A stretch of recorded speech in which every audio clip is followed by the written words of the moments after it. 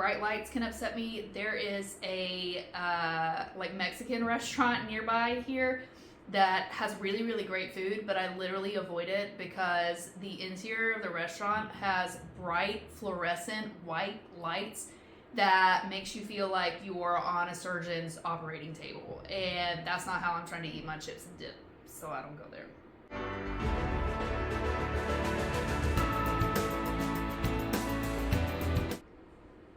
Hey everybody, it's actually Amanda, a woman living life at the intersection of autism, scoliosis, homeschooling, and real estate. I am so excited that you're here today. I am going to be taking a quiz called the Highly Sensitive Persons Quiz. I think that's what it's called. Anyways, the question is, are you highly sensitive? So this was actually one of the first tests that I took online.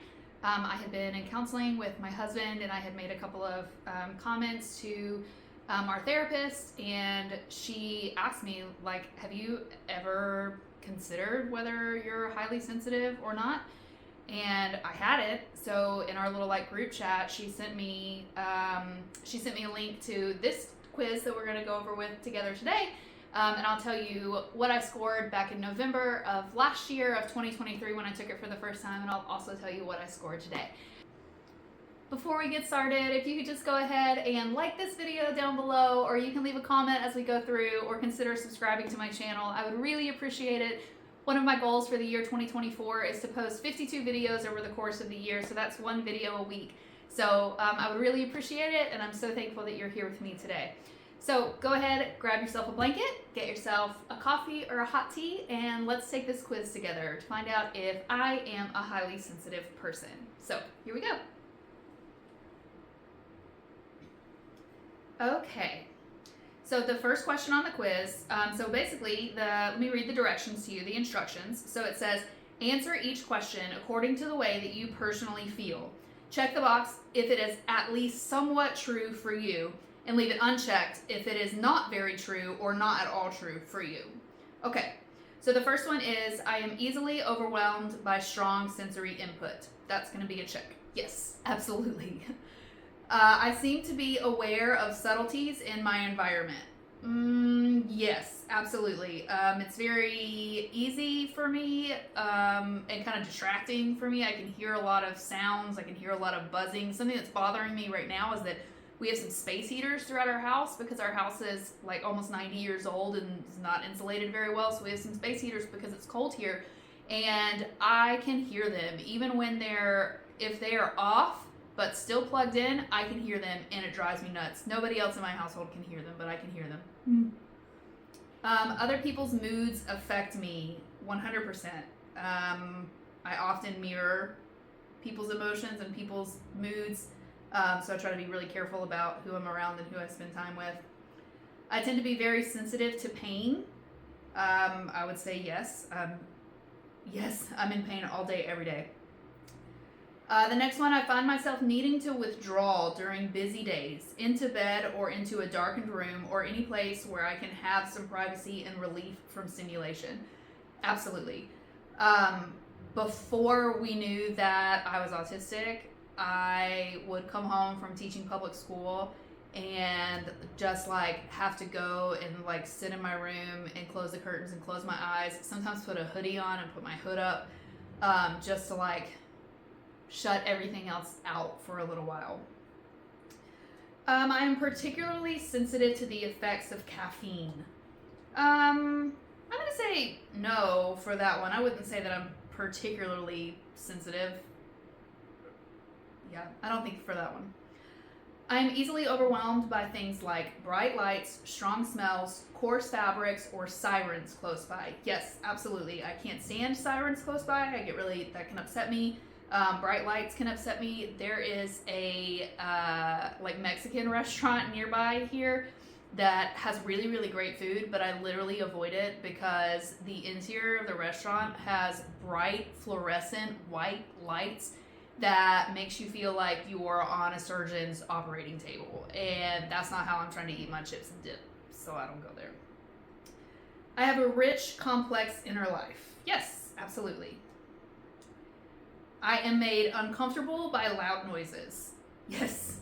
My husband startles me a lot. Sometimes he can be a loud person, and he can definitely startle me. Another example of this is that one of my dogs I have 4 dogs, and one of them has this bark that like I always say, like, my soul leaves my body when he does this one particular bark. And I know this dog so well. I know what all of his barks mean. But this one particular one is like, there's a cat in the yard. And I swear, if I'm like focused on something else and he barks like that, I feel my soul leave my body and come back into me. That can make me very uncomfortable. All right, next, I'm deeply moved by the arts or music.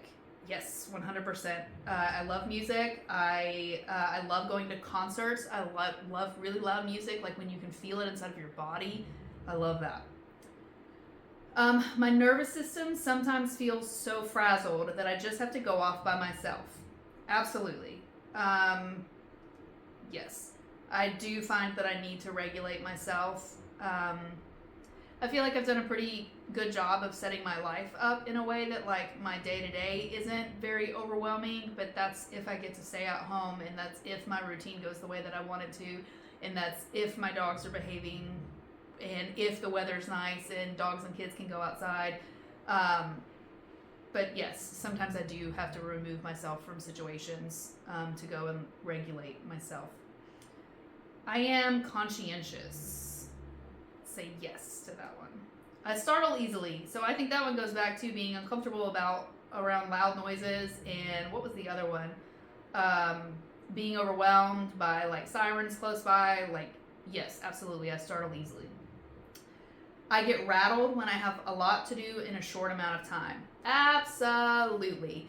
One of the things that I have started using this year is a digital planner called the Artful Agenda, and I'll link it down below, and I even have a discount code if you want to use it. But I've been using this because it syncs effortlessly between my laptop and my phone, so it doesn't matter what device I'm using to work. But I can keep what I need to do that day very organized, and you can even build lists where, like, if you want to go in and put your chores, like things that you need to do around your house on a regular basis, you can put them in there, and then you can set them to where they repeat. So you basically like set up a system so that you're not like making a new list for yourself constantly, which is a huge thing for me because I make to-do lists constantly. So it's just so nice, since I've got it set up, it's so nice to just be able to like open my day and look at what are my priority tasks today, what are my other tasks today, what is it that I need to get accomplished. And that's really helping me in this area of getting rattled when I have a lot to do in a short amount of time. Right, the next one says, when people are uncomfortable in a physical environment, I tend to know what needs to be done to make it more comfortable, like changing the lighting or the seating. Let's read that one again. When people are uncomfortable in a physical environment, I tend to know what needs to be done to make it more comfortable. I'm going to say no. I'm not going to check that one because while typically I would say that I'm aware of people being uncomfortable in a physical environment, I'm not necessarily gonna put 2 and 2 together that I should change something or fix something unless I'm in my own home. If I'm in my home and I see that somebody's uncomfortable, of course I know what to do. But like if we're in public or I'm at somebody else's house, absolutely not. I'm not stepping up to do that. It's not even something that I would think of, honestly.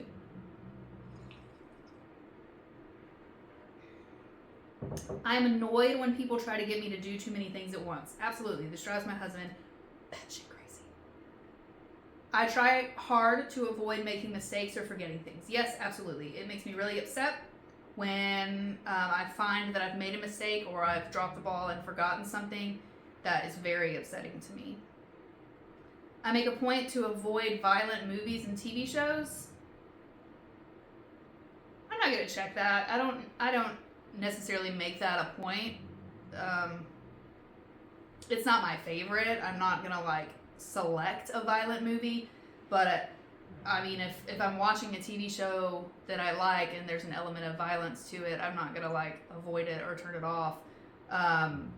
And I mean, honestly, like I've watched all of The Walking Dead, so I'm not gonna check that one. I become unpleasantly aroused when a lot is going on around me. Unpleasantly aroused. I'm